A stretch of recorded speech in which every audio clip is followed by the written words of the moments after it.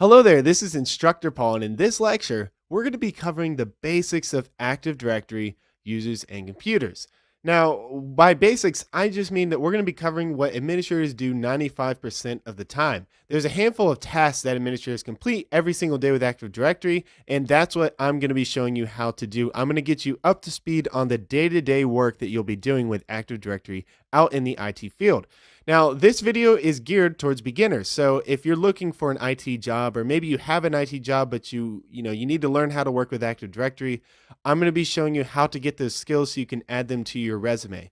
Now, I know it can be really frustrating for those of you who are trying to get a job, maybe as a help desk administrator or just a beginner entry level sysadmin, and you don't have Active Directory experience. It's really hard to get experience with the tool if you can't get a job because you don't have the experience. It's like a catch-22. So I'm going to solve that problem for you right now by just giving you the down and dirty. This is what you need to know how to do. So we're going to be covering a handful of things. And if you'd like to follow along, there's a link below that will send you an ebook, and it'll show you how to set up this exact server lab that I have set up here. So if you click the link below, you're going to be taken to my website. You enter your name and your email address and click send me the ebook, and the ebook will be sent to you. And this is what the ebook actually looks like. So you can scroll down, we can see that you're setting up virtual machines. You're going to install Windows Server 2016. And then once you're done with that, you can install the Active Directory server role, and you're going to be able to follow along in this course. You'll be exactly where I am in this step. So go ahead and click that link if you're interested. And for those of you who just want to watch, let's get started. So the first thing we're going to do when you're trying to open Active Directory is you need to make sure that you're logged into the correct server. So any domain controller is going to be the server that we're going to want to log into. Now you can also install the RSAT or Remote Server Administration toolset, and you can administrate Active Directory from your local, Windows 10 or Windows XP or Vista or Windows 7 workstation, but I'm going to be showing you from the domain controller. So if you can't get to the domain controller, just download RSAT, and you'll need administrative credentials, but you should already have that if you're going to be administrating Active Directory. So the way that you can tell is when you open Server Manager by clicking down here in the left-hand corner, you can click Server Manager, and usually in the computer name, if we click on the local server tab here, on the computer name, DC will be included in the computer name. I've never, in the 10 years I've been working in IT, I've never worked in a shop, and I've worked in several over these 10 years, that did not include DC in the name of a domain controller. The next way that you can tell it's a domain controller is over here on the left, you should see ADDS, which stands for Active Directory Domain Services. That's the server role that is required to be installed for this server to be a domain controller and to have Active Directory. So once you realize you're on the domain controller, you can click Tools in the top right-hand corner. And what we're going to look for is Active Directory Users and Computers. When someone tells you, hey, create a new user account or reset my password in Active Directory, they don't mean the administrative center. They don't mean a domain trust or module or sites and services. They mean Active Directory users and computers. 98% of the time, they're talking about Active Directory users and computers. So we're going to go ahead and open that up. And it'll just take a second. And now it's open. So here's the Active Directory users and computers console, commonly referred to as Active Directory. So what I'm going to do here, I think I have advanced features on, so I'm going to uncheck that so it'll be a little bit easier for you guys to see what's going on. So first thing you're going to see is we have our domain on the left-hand side, and my domain is instructorpaul.com because that's my website, and I just want to let you know about that. So if we look down here, we have a couple of folders was what it looks like. We have a built-in computers, domain controllers, foreign security principles, Instructor Paul, and a managed service accounts and users container. Now you'll notice that some of these, you can see under the type, there's a built-in domain. These, if I double click this, these are all groups that are essential for your domain to operate. Okay. Under the computers container, you can see there's a description populated here by default. It says the default container for upgraded computer accounts. Really what it's saying, when you join a computer to your domain or you bring a new computer into your workplace, you join it to a domain, it's going to be dropped in here by default. And when you see we have a couple desktops in here. So next under domain controllers, you can see IPDC01, which is the domain controller that I'm currently logged into. Foreign security principles, this is going to be not really relevant for this particular course, but if you have a trust established between two sites, you'll have objects inside of here that represent, they're called proxy objects. So here we have Instructor Paul. Now this is an organizational unit, just like domain controllers. And you might be wondering, what's the difference between an organizational unit and container? Because they both look like folders and they both hold, objects, right? Well, the difference is that the main difference is that you can apply a group policy object to an organizational unit, and you cannot for a container. And 9 times out of 10, you're going to be creating organizational units when you want to create a new folder or you want to organize your domain, hence the name organizational unit. It's really tricky. So what I want to do is show you how to create first a new user account and then how to delete the user account. So what you can do is just right click anywhere here on the screen, or you right click on the desired location here. So if I just want to create it under the root domain, instructorpaul.com, I can just right click here and say new, and we can say user. Now it does matter where you create the user account, but we'll get into more of that later. So let's just go ahead and select new and we'll click user. So now we can type in the name, and I'm going to do Paul Hill. And I'm just using tab to get through these windows a little bit faster. You can type in an initial if you want. And then you need to come down here to user logon name. And I'm going to call mine first.last, so paul.hill. And we can see this user pre-2000s auto-populated. This will make your username compatible with older systems. Any Windows Server operating system that's older than 2000, it's generally not even used, but there's some character requirements that you can't have, a certain number of characters in older systems. So it makes sure it's compatible with that. But that's not anything we're going to be using. So we're just going to click next and not worry about that. So now we need to type in a password, and I'm going to do that right now. Now, 9 times out of 10, when you're creating new user accounts, you'll be typing in a temporary password or a password that you'll be handing to them. So if you have, John Smith, and he comes in, he's a new hire, and, your manager says, I need you to create an account for John Smith. What you're going to do is you're going to create a password, and you might call it like password one or temporary password, all those horrible passwords that we use that are really easy to hack, which hopefully you have your own password that, isn't password one or, or James Bond or something like that. You want to come up with a password that is somewhat unique, and you're going to check this user must change password at next logon checkbox. And what that does is when the user attempts to log into the computer account, once they type in this temporary password, it'll pop up with another message saying, hey, you need to type in and create your own password so that you're not using this temporary password that the administrator provided you, which is what we're typing in here. Okay, so we're going to leave that checkbox checked, and I'll demonstrate exactly how that looks in just a moment. So we're going to say, we don't want to say user cannot change password. And we don't want to say password never expires, because we want the user to change their password, from time to time.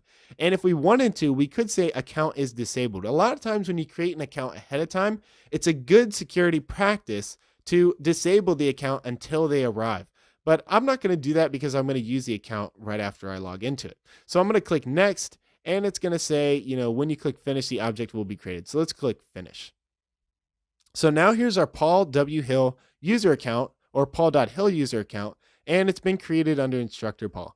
So what we need to do generally after we create a user account, the second thing you're going to do is you're going to add them to the appropriate groups. So if I left click or double click, I can either right click and choose properties, or I can just double click on the user, and it'll pop open this properties dialog box. So we can input things like the description, the office, or telephone number, email address. These are all good things to populate for Active Directory. If you have custom profile paths, you can enter that here. By default, I doubt you guys will have this, but some of you will be using roaming profiles. If you're using roaming profiles, this is the place where you put in the profile path and if they have logon scripts. So you can put in telephone numbers, things like that. But the most important thing, if you're not using, besides roaming profiles, which you would enter here, and just a quick rundown on roaming profiles, that is when you store people's profiles on a network share. So it might look like something like this. Let me see here. I didn't mean to close that out. If I go to profile, it might be // server01 / roaming profiles. I'm just making this up, /, and then you would do %username %. And then if we clicked apply, we can see that it would be this remote server. And what that would do is it would relocate their desktop to the remote server. And that would allow them to log into multiple servers and still have the same desktop. Okay, that might be a little complicated. It's a little bit out of the scope of what we're teaching, but I just wanted to show you that. So mainly you're going to want to go to the member of tab, and you're going to need to add them to groups, because likely your enterprise will have different groups that they need to be added to. Like they might have a web developers group, or a security team group. And these groups will have special permissions that will grant them, access to certain folders or certain files on the domain. So let's assume that Paul W. Hill is going to be a domain administrator. So right now, if we go to member of, we can see that he's a member of the domain users group. This is the default group for all users that come into the domain. So if I click the add button here and I type in domain admins and I click check names, we can see that it found the group domain admin. So now I can click OK, and now that user is a member of the domain admins group. Now I could easily remove them from the group if I made a mistake by just selecting the group and then clicking remove here. We can also set a primary group, but there's no, like it tells you right here, there's no need to change the primary group unless you have Mac clients that have certain compliancy requirements that you set a primary group for the user. We don't, we're working in a Windows domain. Most of you will be working with only Windows computers. So we're just going to click apply and we're going to click OK. So now what I'm going to do is I'm going to log out of my current user account, which I think I'm in the administrator account, and I'm going to log in with that new account we just created. So I'm going to hit Control-Alt-Delete, and I'm going to select other user here in the bottom, and we're going to type in paul.hill, and we'll type in that temporary password that I just created. Now I'm going to press enter, and it says, remember we checked that checkbox, user must change password? Since we checked that checkbox, we're getting this message saying the user's password must be changed before signing in. We'll click OK, and now we're creating our new password, which I'm going to do right now. Okay, so now they're not using a password that is as insecure as your temporary password, because if you're handing out to a lot of people and a new user is getting hired, it would be easy for someone to figure out, hey, I know they're using first.last. They're hiring John Smith, so I'm going to log in as John Smith using that temporary password that the administrator gave me when he created my account. So it's a good security practice for one, require them to change their password, and two, don't use the same temporary password for every user in your domain. So now I'm going to click the go button, and it's going to change the user account, and it's going to log me in. Okay, well, it didn't log me in. I need to click sign in again, and it's preparing Windows. All right, so now it's going to log in and load my desktop. Okay, so that's a little demo of creating a user account and logging in with it. So what if you need to delete account? Well, it's simple. You just right click and choose delete. But before we do that, I want to show you how to reset user passwords. So we've covered how to create a user account, how to add them to a group. Now let's learn how to reset passwords. So let's say you're on a help desk. If you're a sysadmin, you're working with Active Directory, one of your job roles, I can guarantee you, will be to reset user passwords. So you might answer phones, you might get emails, you might have a ticketing system where people submit a ticket and say, hey, my account's locked out, I can't remember my password. Well, this is how you do it. So you answer the phone, they'll say, hey, I'm locked out of my account. So what you're gonna do is open Active Directory and you're gonna click the search button here in the top. It says find objects. Let me close this so you can see this. It says find objects in Active Directory domain services. So right away, what you're going to want to ask them on the phone is say, hey, what's your first and last name? So they'll say Paul Hill. Okay, and then we're just going to click find now. And you can see under this find, we're searching for users, contacts, and groups. And under the N, that's important. If you're working in an environment that has multiple domains, like instructorpaul.com, instructorrobert.com, you might need to just choose entire directory. Now, I clicked find now, and we can see that it returned 2 results. And sometimes this happens where you have a person who has the same first name and the same last name. So you could ask, what's your middle initial? But assume that none of these accounts have a middle initial, because 9 times out of 10, people don't create accounts. So if I rename this just so you can get a good idea, this is what it will look like. Hit OK, hit find now. So a lot of times you'll end up with 2 Paul Hills or 2 John Smiths. Paul Hill's not too common, but if you have a Chris, something like that, you might end up with more than one account. So the way you figure it out is you would say, hey, so what's your user account? And you'll open this up and they might say paul.hill. So if we open up this second one here and we click account, we can see this username's phill. So we know that this is not the correct one. If we check this first one and go to account, we can see that it's paul.hill, and this is the account that they're trying to log into, and they need the password to be reset. So you can ask them, like, is your account locked out? If they just want the account unlocked and they don't want to reset the password, sometimes they say, hey, I fat fingered it. I typed in the password wrong 3 times, but I know what it is. Can you just unlock my account? What you're going to do is click this checkbox and click apply and click OK and say, hey, I unlocked your account. You're good to go. And they'll be able to log in. If they need their password reset, you can right click on the account after you've made sure you've got the right account, because there's nothing worse than resetting a password for the wrong account because you don't help the person you're on the phone with get logged in, and you end up messing up someone else's account where they can't log in. So you create double the work. So what you do is right click and choose reset password. Now, again, if you want to issue them a temporary password, you can say user must change password at next logon. That is a really good thing to do because you're giving out a temporary password just like we talked about before. You don't want them to just use that temporary password. So you can type in the new password for them. And I'm going to do that now. User must change password at next logon and unlock the user account. If it's locked out, you'll want to check this checkbox. So this will reset their password and unlock their account. So if you click OK, it says the password for Paul Hill has been changed. So you can either tell it to them over the phone, you can send it to them in an email or in the ticket, but it's generally better to tell them over the phone what the temporary password is, or just go to them in person if possible and log in with their temporary password and then have them change the password. It depends on what the security practices are for your workplace. Okay. So that's how you reset user passwords.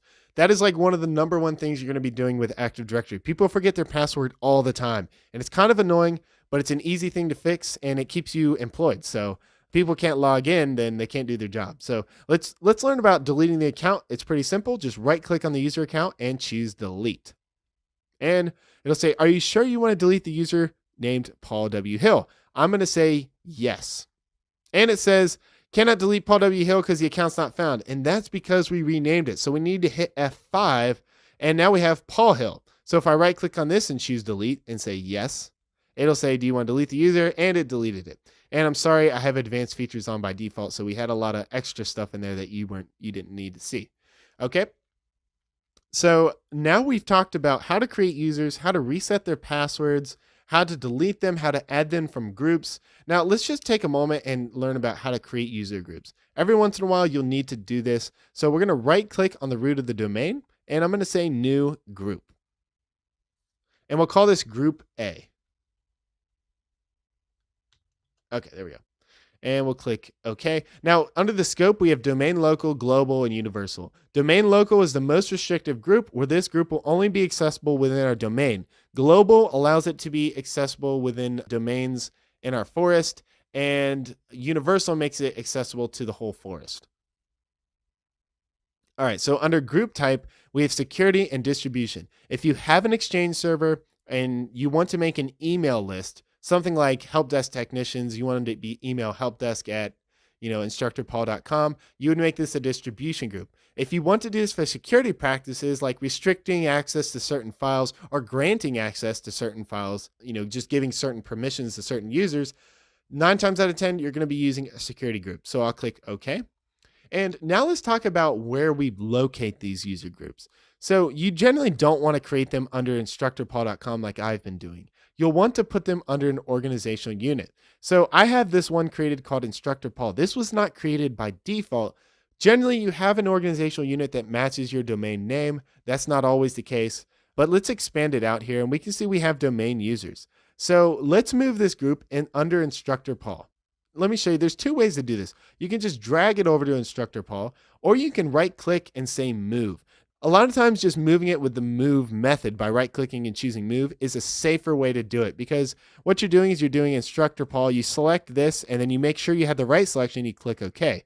Whereas if you're dragging it, it's easy to pick the wrong group. And if you do that, it can actually have a pretty bad impact on your domain. It can break things, in fact. So if we right click and choose move, we can just choose Instructor Paul and click OK.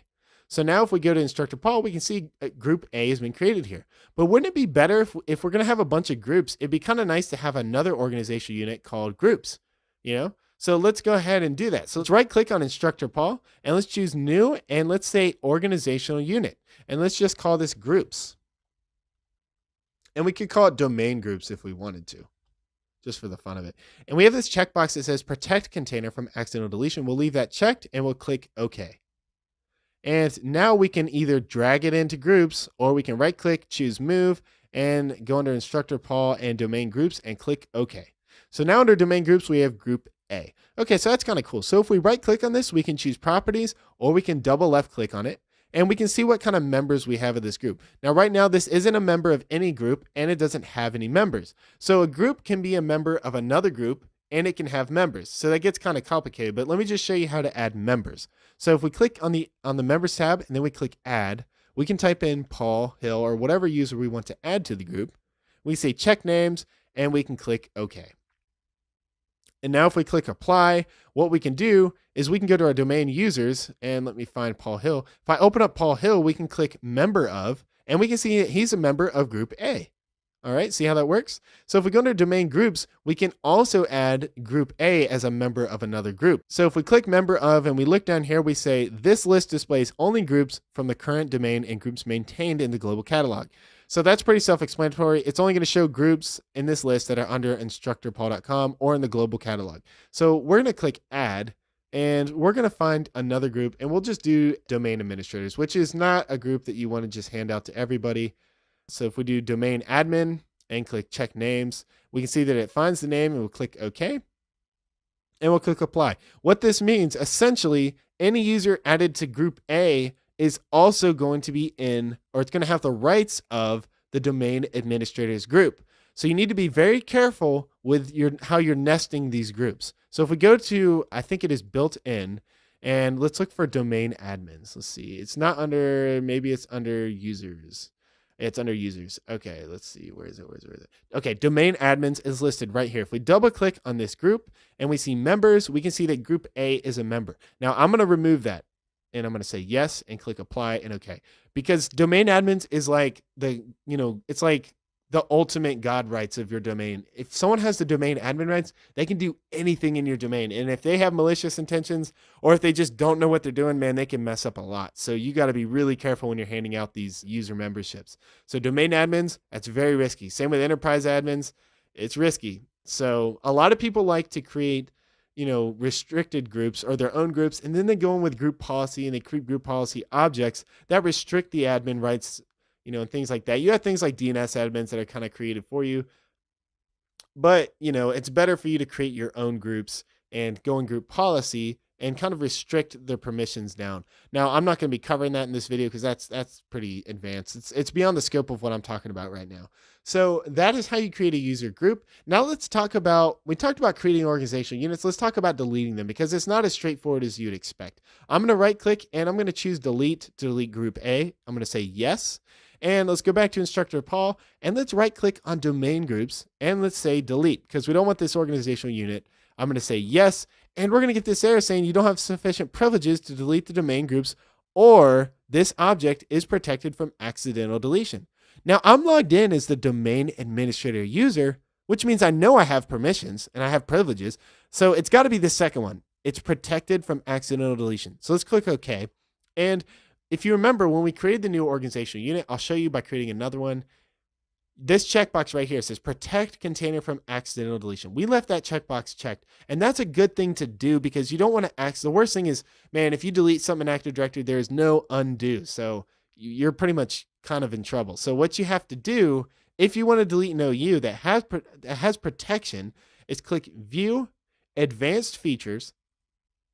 And now we have all this extra stuff, and it almost looks like we're looking at an entirely new view, but we're not. We still have the built-in domain controllers. We still have the Instructor Paul organizational unit here. So if we open this, we can find domain groups. Right-click on this OU and choose Properties. And we're going to go to the Object tab, and right here is the checkbox.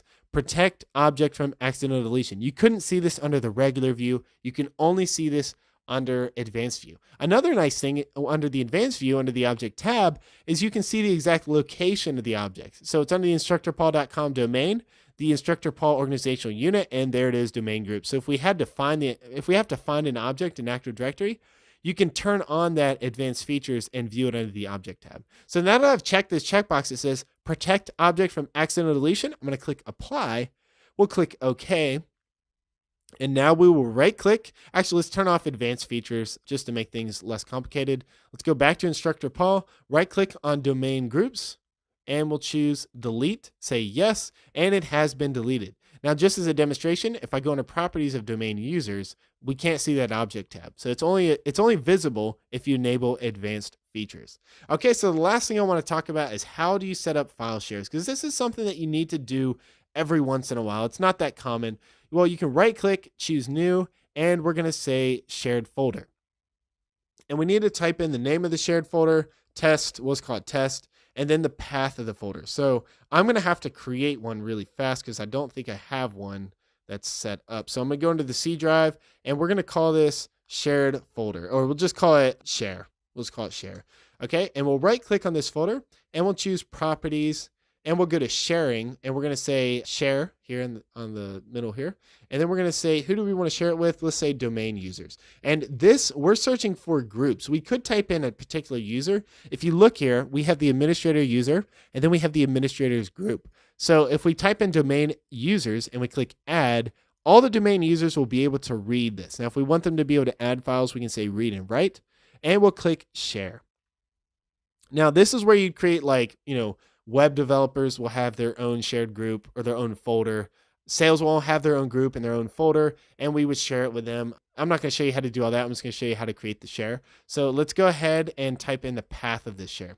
So if we go to // since we created that share, and we go to, I think it is IPDC01 / and press enter, we can see the share file is here. So if we open this folder, we can click up here in the address bar and copy the share, and we'll paste in the network path. Okay, so now we'll click OK, and now we have the shared folder published to our Active Directory domain.